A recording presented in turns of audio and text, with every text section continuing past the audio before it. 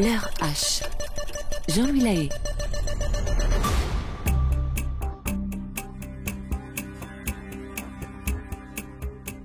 Il est aux environs de 14h30. Nous sommes le 1er décembre 1691.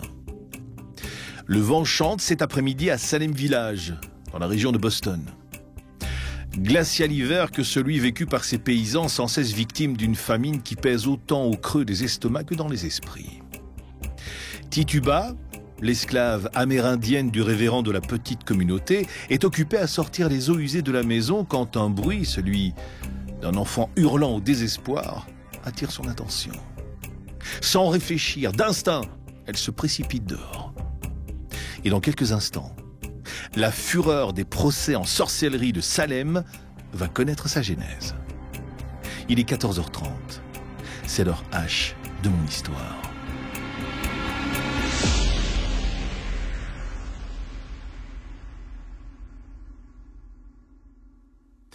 Notre histoire commence quelques heures plus tôt, au cœur d'une communauté rurale en plein malheur.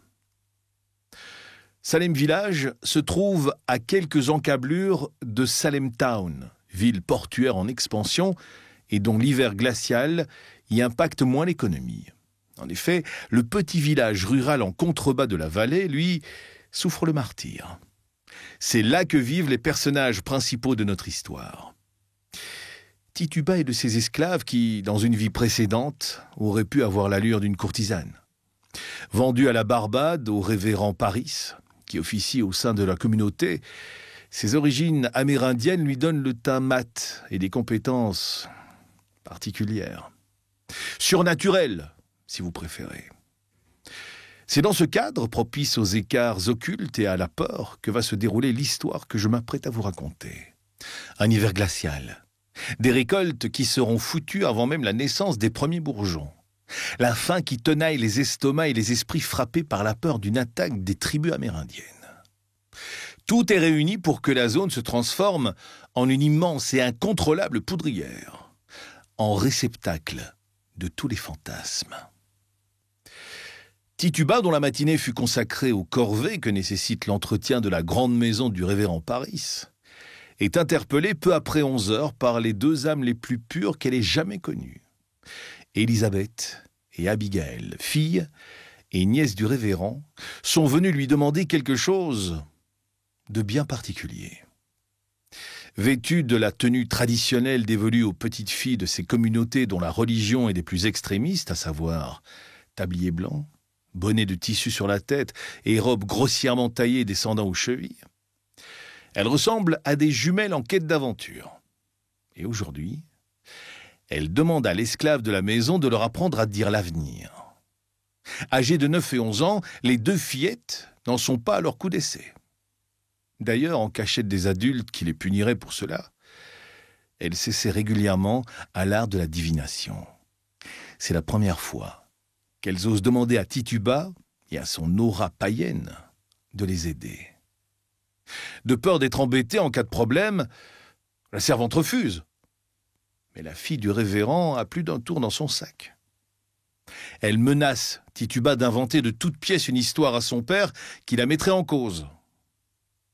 Élisabeth pose la question à la servante. « Qui croira-t-il, Tituba, entre son enfant et une esclave ?» Contrainte d'accepter par la force, courroucée par ces deux gamines qui se croient tout permis par le seul fait d'être bien nées, l'esclave se décide à agir. Ah, elles veulent voir, ces deux petites pestes, à quoi ressemble l'art divinatoire. Eh bien, elles vont être servies.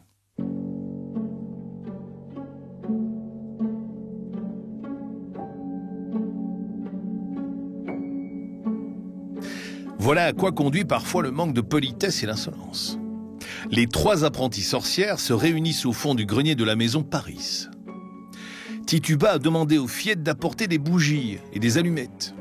Placées en cercle, leurs flammes dansent les unes avec les autres. Et au dehors, la tempête de neige redouble bientôt d'intensité. Les carreaux cassés du grenier laissent passer les flocons et les courants d'air. Les fillettes, déjà, sont totalement scotchées par l'atmosphère. Dans l'obscurité, Tituba les fixe du regard. Sa peau est sombre. Son regard noir comme la nuit se pose dans celui des deux petites, totalement apeurées, qui n'osent même plus bouger l'oreille. Un demi-cercle de bougies les sépare, mais la porte du grenier qui leur permettait d'entrer de nouveau dans le monde qui leur est familier est du côté de Tituba. Elles vont devoir subir ce qu'elles ont demandé, une séance de divination. D'une voix caverneuse, annonciatrice de malheur, la servante commence à lancer des formules dans une langue totalement inconnue des deux petites, sa langue maternelle, issue des racines et des profondeurs de cette terre que foulent les descendants d'émigrés européens sans la comprendre. Ils ne sont pas chez eux. Et voilà pourtant qu'ils imposent leur religion, leur rite, leur fonctionnement. Qu'ils épuisent la terre et asservissent les populations locales. Et alors que Tituba, en premier lieu, voulait juste effrayer les insolentes fillettes, la voilà prise d'une rage qu'elle peine elle-même à contrôler. Sa mère, alors qu'elle n'était pas plus âgée que les gamines terrorisées en face d'elle, lui a appris 2 ou 3 tours de magie permettant de se connecter sans danger avec l'autre monde, celui des esprits et de la terre éternelle. La voix de Tituba, bientôt, change de tessiture et prend une profondeur caverneuse. Le vent autour d'elle épouse le cercle des bougies et les flammes, qui continuent de danser, semblent prises d'une vigueur tout à fait singulière.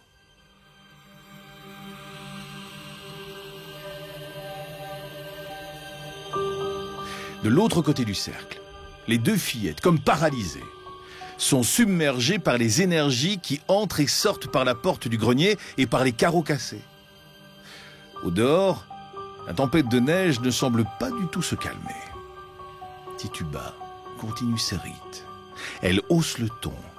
Et les objets du grenier semblent prendre vie et se rapprocher des deux petites filles pour les prendre au piège. Si elles étaient sûres d'elles lorsqu'elles mettaient la pression à l'esclave de la famille, elles ne le sont désormais plus du tout.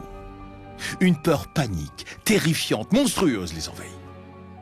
Leurs jupons frissonnent de terreur et, assises en tailleur, Élisabeth et Abigail se figent telles des statues de cire incapables du moindre mouvement. Oh, Tituba voit bien qu'elles sont dans un état second, assommées par une terreur sourde, primitive. Mais elles ne s'arrêtent pas là, non. Non, elles doivent prendre une bonne leçon, ces deux petites pestes. Et encore une fois, la servante augmente l'intensité de ses mots. Mais elle commet l'erreur, au détour d'une phrase, d'en appeler au démon. Elle ne s'est pas rendue compte de son geste, Tituba. Pas du tout même. Pour elle, bien c'est un jeu. Mais l'évocation de ces mots ancestraux en face d'elle va provoquer une véritable catastrophe. Sitôt les terribles mots primitifs prononcés, Abigail, la nièce du révérend, est prise d'une vision. Là, droit devant elle, au milieu du cercle, apparaît sorti de derrière les malles du grenier un spectre. Terrifiant, ancien. Il la regarde d'un air curieux, la tête penchée sur le côté. Oh, il n'a pas une forme humaine, non. Des cornes surplombent une tête déformée et au sein de laquelle des yeux rougeoyants éclairent avec viva une âme brisée. Et Élisabeth, elle, depuis un moment, a les yeux fermés. Elle ne voit donc pas l'apparition maléfique. Alors, sa cousine, avec force, trouve le courage de lui saisir le bras et de se diriger à toute vitesse vers la porte du grenier pour sortir. C'est le retour dans le monde des vivants.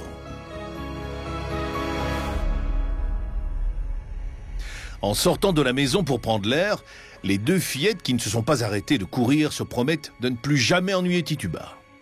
L'esclave, elle, est satisfaite. Prise dans sa transe, elle n'a pas vu non plus l'apparition spectrale.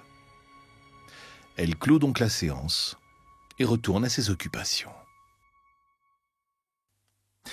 L'histoire aurait pu s'arrêter là. Mais parfois, on ne mesure pas vraiment la portée que nos petites actions individuelles peuvent avoir. Et ici, c'est la communauté tout entière qui va bientôt en faire les frais.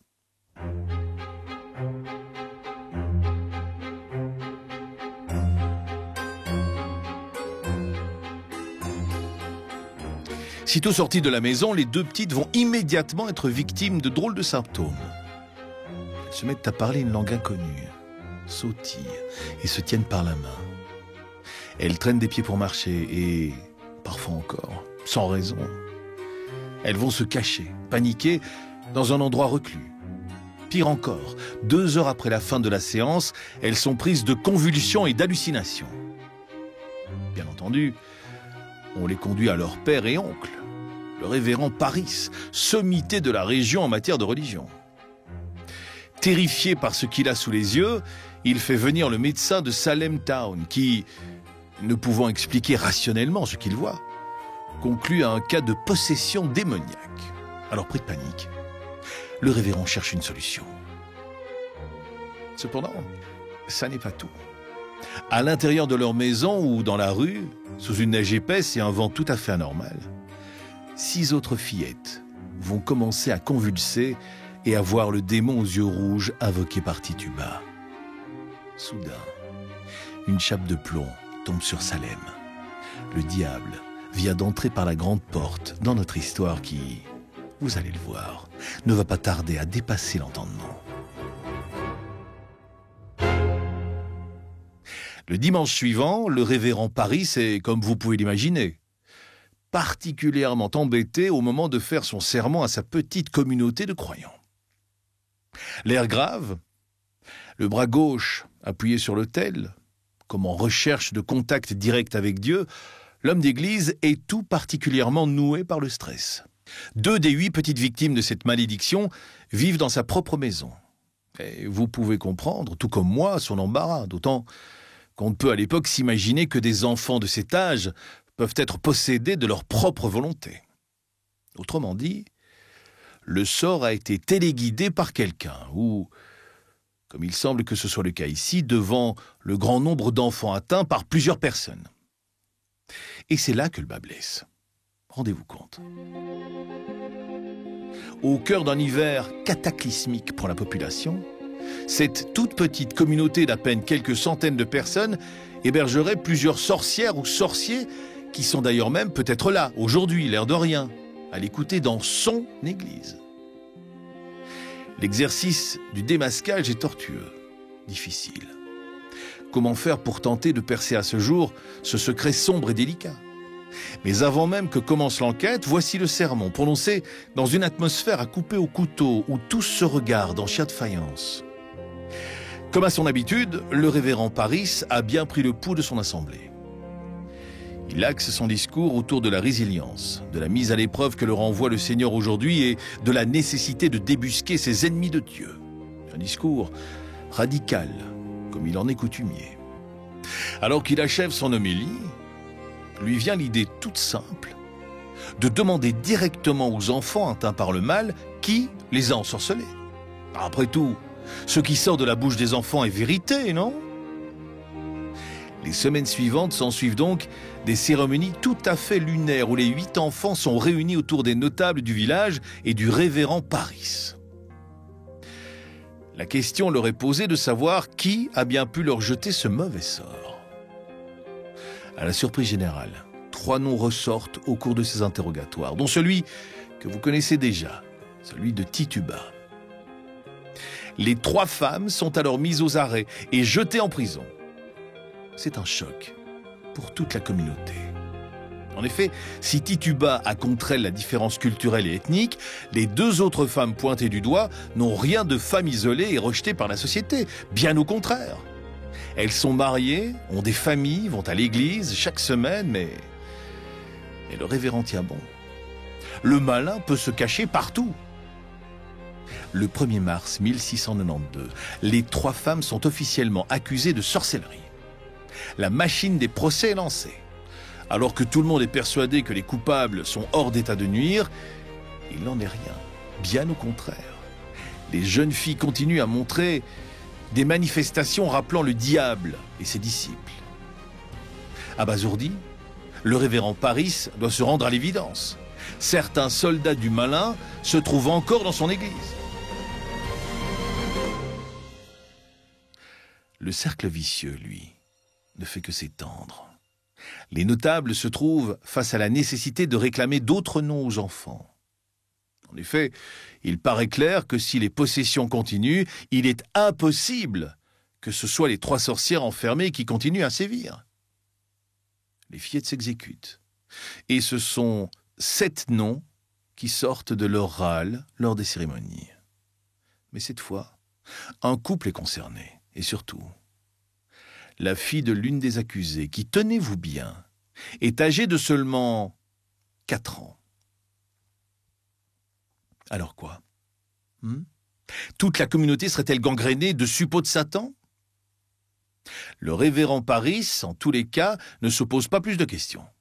Il fait arrêter tout le monde, sans exception. Mais là encore, malheureusement, ces mises au cachot n'indiquent pas le phénomène, bien au contraire. De nouveaux noms sont réclamés et les accusés viennent remplir les prisons qui débordent. Cela vient mettre à mal une première théorie qui s'était rapidement répandue après l'affaire. Celle qui voudrait que les prétendues sorcières et sorciers soient tous des gens en marge de la société. C'est absolument faux, bien au contraire. Seules 2 femmes vivaient en effet à l'écart ou dans la misère. Pour le reste, on parle ici de femmes et d'hommes parfaitement bien intégrés, parfois même avec un niveau de vie tout à fait confortable et une position sociale assurée. Tous, en tous les cas, clament leur innocence. Non, ils ne sont pas des sorciers. Et non, personne n'a été jeté un mauvais sort aux fillettes contaminées par ce mal étrange. Tous. Pas vraiment. Une femme va avouer être coupable d'actes de sorcellerie. La fameuse Tituba.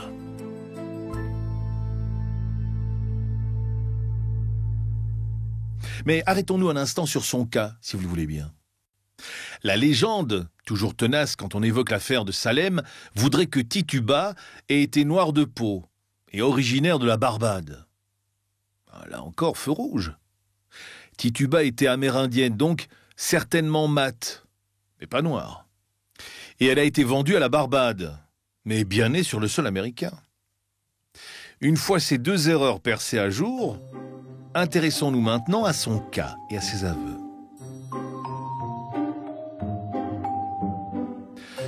On présente souvent là aussi l'esclave comme isolé, ne serait-ce que par sa condition. C'est oublier l'un des aspects de la vie des gens victimes de l'esclavage, du moins l'un de leurs droits, celui de se marier. Et Tituba ne fait pas exception. Elle a pris pour époux un homme en 1689, soit un peu plus de 2 ans avant le début de l'affaire. Elle est même mère d'une petite Violette.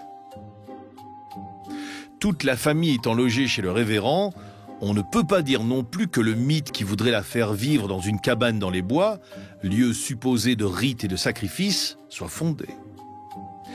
Ce sont surtout ces séances de spiritisme avec les enfants Paris qui vont lui attirer les ennuis et qui la conduiront à son emprisonnement puisque son nom est lâché par les fillettes.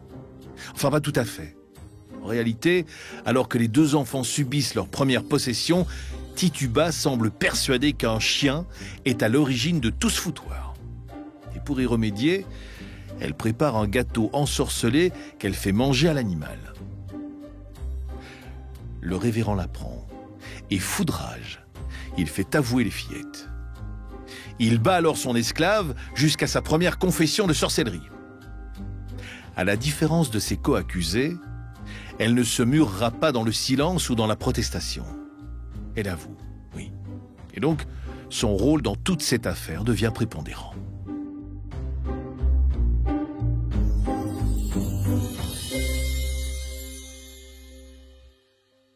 Au fil d'innombrables interrogatoires, la jeune femme comprend que pour éviter la condamnation pour sorcellerie, elle doit être des plus prolixes. Et voilà notre Tituba, qui de confession en confession, avoue ses rites et ses méthodes pour ensorceler les petites filles.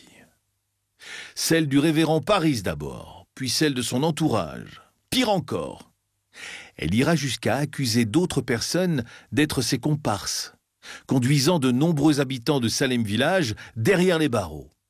Ainsi, et contrairement aux autres, elle devient en effet indispensable aux notables et à Paris, qui, souhaitant en savoir plus, refuse alors de la condamner. Il faut dire que les accusateurs ne sont pas en moyen de mener le procès. Cette zone du futur État du Massachusetts est alors des plus sauvages, des plus reculées, et comble de l'improbable. Il n'y a là-bas aucun représentant de justice et d'autorité. Aucun. Pas même un envoyé de la couronne. Rien.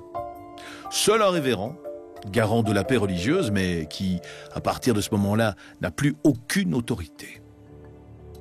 Alors pendant plusieurs mois, toute la durée du printemps 1692 en fait, on attend l'arrivée providentielle d'un homme capable de monter une cour de justice pour pouvoir enfin vider les prisons de Salem, qui ne cessent, elles, de se remplir. Cependant, le mauvais rêve dont est victime ce petit village de la région de Boston n'a pas encore livré toutes ses surprises. Patience, patience.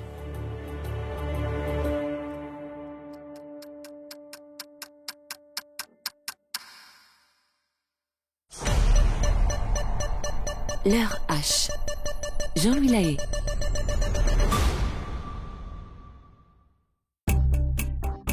L'heure H. Jean-Louis Lahaye.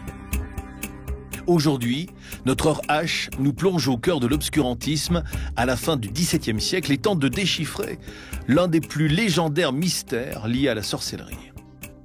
L'affaire des sorcières de Salem.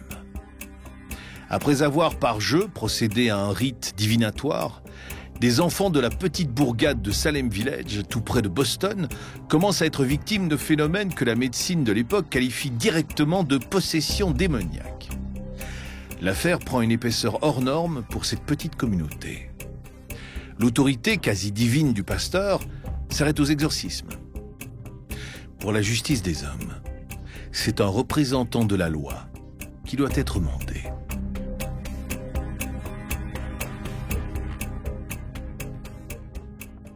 À la fin du printemps 1692, la Cour de justice finit par arriver sur un sol aussi instable qu'une poudrière prête à exploser.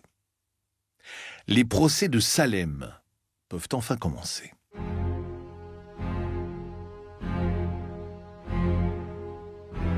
Nous sommes le 15 mai 1692.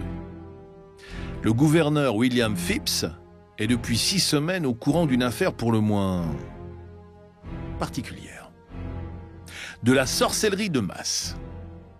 L'homme expérimenté, âgé d'une quarantaine d'années, n'a jamais entendu parler d'un truc pareil. William Phips est de retour au pays après plusieurs années en mer. Ce lascar a déjà de la bouteille et la mer a préservé chez lui un charme et une peau si douce qu'on pourrait facilement lui donner 20 ans de moins. Une perruque vissée sur la tête, presque ridicule dans cette contrée du monde. Des bas blancs immaculés et sa médaille de chevalier au veston, il lève la tête bien haut lorsqu'on son brick accoste dans la ville portuaire de Salem. Il a démarré sa carrière en tant que chercheur d'épave et puis, de fil en aiguille, il s'est couvert de gloire en rencontrant des gens très haut placés. William a aussi commandé des expéditions militaires contre les Français et leurs possessions au Canada. Mais ça, c'était un sujet qu'il fallait mieux éviter car il s'était lamentablement planté. En tous les cas, celui qui fit fortune en mettant la main sur le trésor d'un galion espagnol au fond des eaux des Caraïbes arrive avec un ego qui dépasse les frontières, certes, mais aussi avec une mission bien particulière sur les bras. Il vient d'être nommé premier gouverneur de l'État du Massachusetts. Ce cas de possession, c'est l'occasion pour lui d'asseoir son autorité d'entrée de jeu. Du pain béni envoyé par le diable, en somme. En pensant à ce bon jeu de mots issu de son esprit brillant, l'homme esquisse un sourire aussi satisfait que narquois. Il ne le gardera pas longtemps.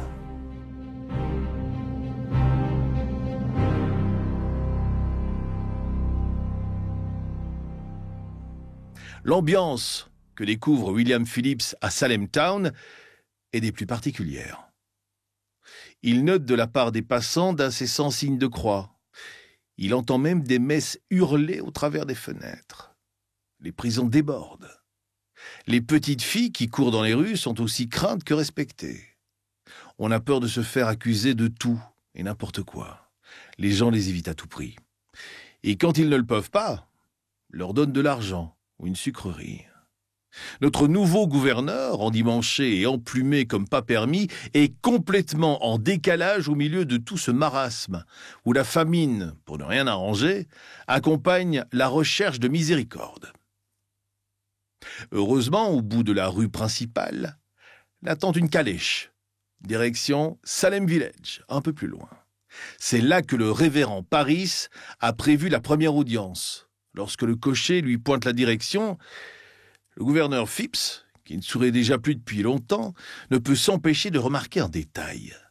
De la brume, tout à fait inhabituelle pour cette période de l'année, recouvre le clocher et le haut des pignons de la petite bourgade vers laquelle il se rend. Des frissons lui parcourent l'échine, et il se surprend à claquer violemment des dents.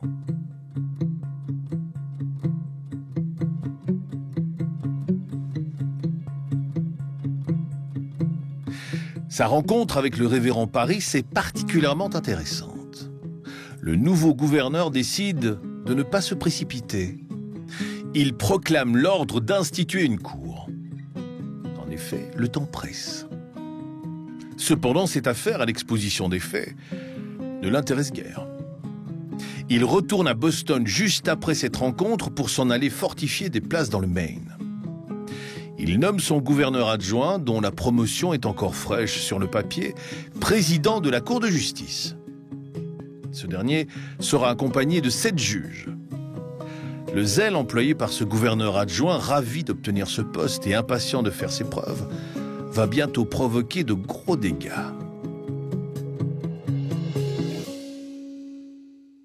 À la date de la création de cette Cour de justice, qui n'en a que le nom, une des accusées, enceinte au moment de son arrestation, a déjà accouché d'un bébé. Il est mort en cellule, comme vous pouvez l'imaginer, puisque les rats, et ce n'est pas une blague de mauvais goût, ont tout particulièrement apprécié la chair de ce nouveau-né. Une autre femme est décédée et donc n'aura pas le privilège de mourir pendue. Les juges et parties décident de la marche à suivre. Les sessions de justice auront lieu une fois par mois, durant tout l'été. Mais il va falloir démêler le vrai du faux et trouver des preuves. Les témoignages forment certes le premier des ensembles. Et bien entendu, cela n'est pas suffisant. C'est alors que le révérend Parris apporte une idée de génie sur un plateau. La preuve spectrale.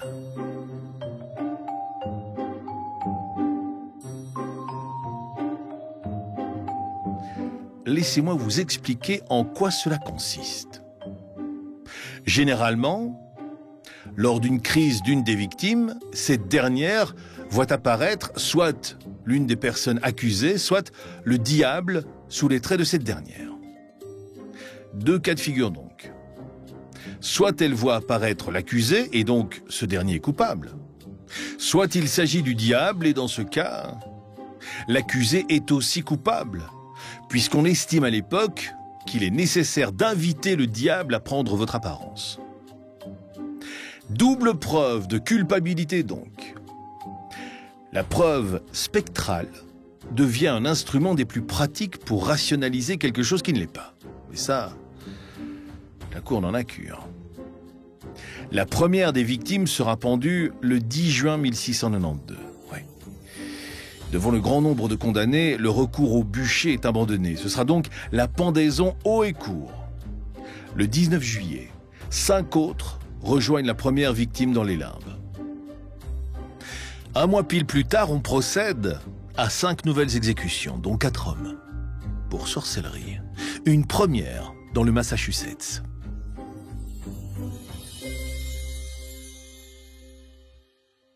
Le 19 septembre, un d'entre eux, le malheureux Gilles Corret, lui, ne fut pas pendu.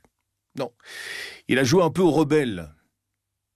Ne souhaitant plaider ni coupable ni non coupable, il est condamné au supplice de la peine forte et dure. Pour faire simple, il est placé entre 2 planches. On lui empile des pierres dessus pendant 3 jours, ce qui provoque son écrasement et son asphyxie. Il n'a jamais rien avoué durant tout le supplice. Les derniers pendus de Salem le seront, eux, le 22 septembre, le jour de la mort du supplicié. Ils seront 8. Fin de l'histoire des procès. Mais durant cette période, les deux bourgades de Salem Town et Salem Village font face à d'autres difficultés. Entre l'embrasement lié aux possessions, aux arrestations et aux mises en accusation, aux procès et aux exécutions, rien ne va plus.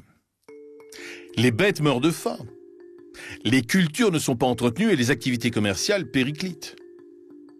Alors qu'ils sortent en plus d'un hiver terrible, la belle saison a pour tous les habitants de la ville un goût de terreur, un goût de sang. Ainsi se terminent les ridicules procès de Salem.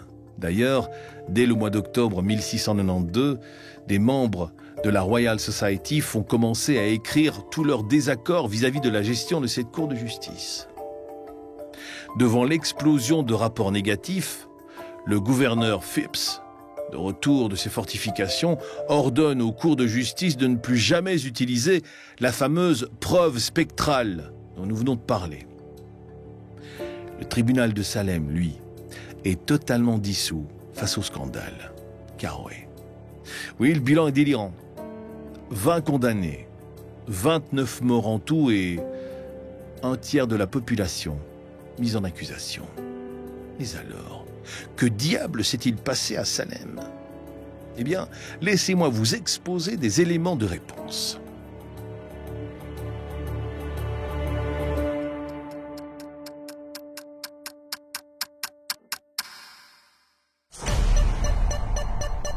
L'heure H. Jean-Louis Lahaye.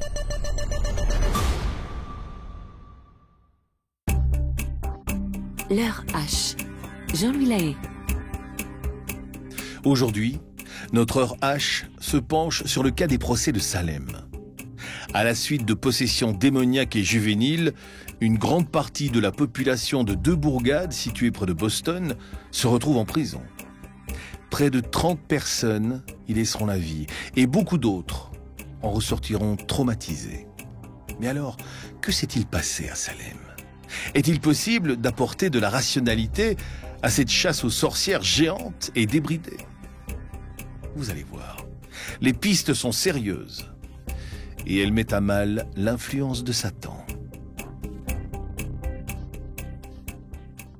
Bien. Mettons d'abord de côté, si vous le voulez bien, l'aspect démonologique pour nous concentrer sur des explications qui pourraient être rationnelles. Sans vouloir vous influencer, mais tout de même, vous allez voir, il y a de quoi se poser des questions. Commençons par les plus farfelus dans le rationnel. En premier lieu, on a évoqué la Corée de Huntington. La Corée ? Drôle de nom pour une sale maladie, orpheline, héréditaire et incurable. Elle expliquerait pour certains l'état des fillettes tourmentées par le démon. Les symptômes sont légion, de moteur à cognitif, et ils entraînent une dégénérescence neurologique entraînant la mort. Et c'est là que le bât blesse. Pour être atteint de ce mal, il vous faut déjà généralement être âgé de 50 ans. Ensuite, comme précisé un peu plus haut, cette maladie est héréditaire, orpheline et surtout rare.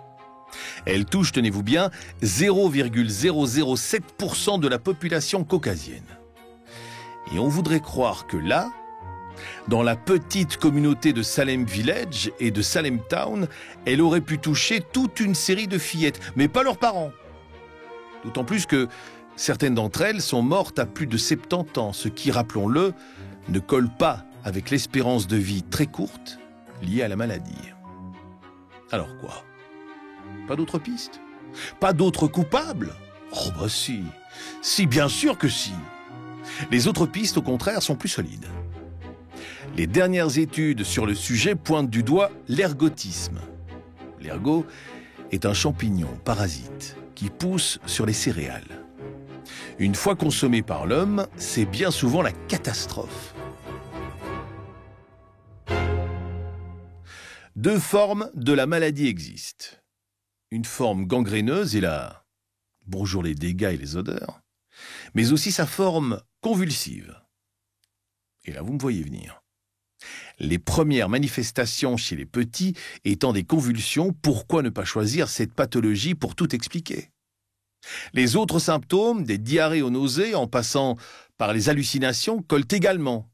De plus, l'ergot se développe surtout quand un temps humide se conjugue à des températures très basses. L'hiver 1691-1692, vous vous en souvenez? L'ergot fait un coupable idéal. Oui, mais voilà, comme souvent, il y a un mais. Il est très visible, ce champignon. Et lorsque la céréale est broyée dans les meules à farine, il en sort une poudre rouge qui alerte alors sur la contamination de la récolte. De quoi peut-être écarter la piste de l'empoisonnement à l'ergot. Mais il est impossible de toutefois fermer totalement la porte à cette idée.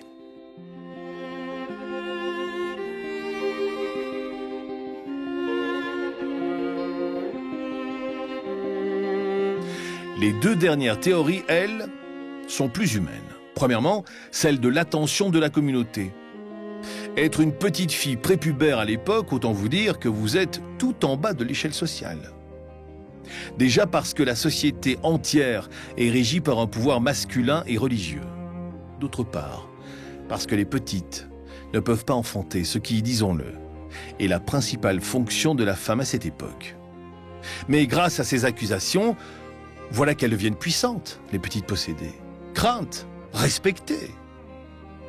Peut-être que prises au piège de leurs mensonges, ne pouvant faire marche arrière, elles auraient pris goût à cette gloire soudaine. Restent les accusations lancées entre adultes, certes. Mais en tous les cas, une explication se situant entre une contamination à l'ergot et un phénomène social ne serait pas dénuée de sens. C'est d'ailleurs la théorie défendue par les historiens en majorité aujourd'hui. Mais je le sens bien, vous ne me semblez pas encore totalement convaincu. Bon, écoutez, pas de panique. Je suis certain que ma dernière piste, elle, va faire mouche.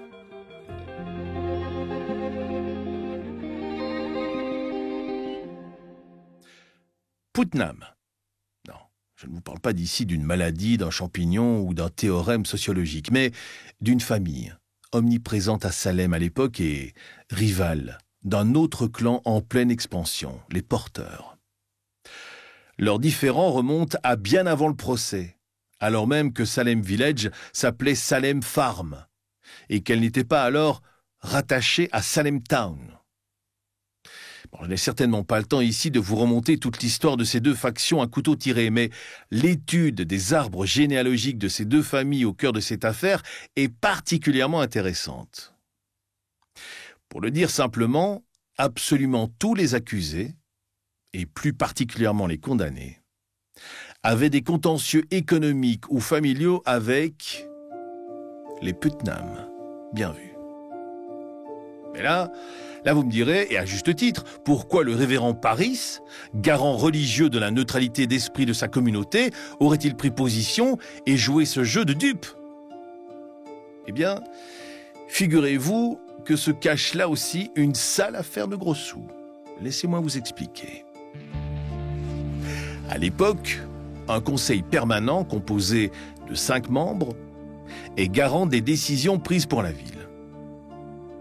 Longtemps aux mains des Putnam ou de leurs partisans, il avait décidé la mise en place d'un nouvel impôt pour permettre l'augmentation des revenus du révérend, qui venait de prendre son poste. Mais qui prend, après une manœuvre politique, la tête du conseil? Les Porteurs, qui, dans leur première décision, suppriment ce projet d'impôt. De quoi faire grincer quelques dents et, en premier lieu, vous vous en doutez, celle du révérend. Comme par hasard, les 2 premières victimes sont 2 fillettes de sa famille, dont sa propre fille. Et la seule acceptant de plaider coupable, son esclave, la fameuse Tituba. Parlons-en d'ailleurs de la faiseuse de rites amérindienne. À la fin des procès, elle se rétracta, renonçant totalement aux accusations qu'elle avait lancées contre les autres. Et surtout, elle refusa d'admettre qu'elle était vraiment une sorcière. Foudrage, le révérend refusa de payer sa libération. Elle resta en prison de nombreux mois supplémentaires avant d'être achetée par un marchand de Boston. Tituba mourra quelques années plus tard, emportant son secret dans sa tombe.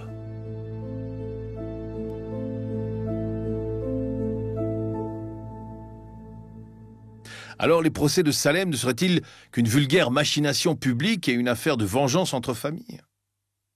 Rien n'est moins sûr, mais vous l'admettrez comme moi. Cette théorie est pour le moins troublante.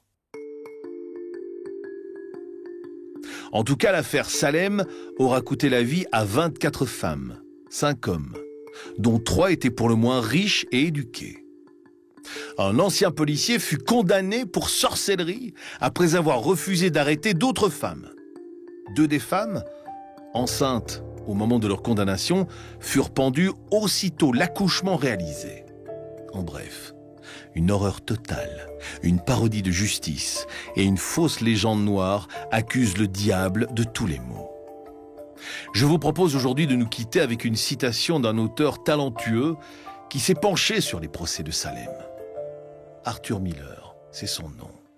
Rédigea un ouvrage en 1953 que je vous conseille vivement de lire si vous souhaitez en apprendre davantage sur les méandres de cette affaire. Je vous laisse avec l'une des citations de son ouvrage qui aurait fait réfléchir à coup sûr les membres de la Cour de justice de Salem. Ne tremblez pas devant le jugement de Dieu, car il se peut que Dieu punisse les menteurs, mais il sera sans miséricorde pour ceux qui auront fait abandon de leur vie par orgueil.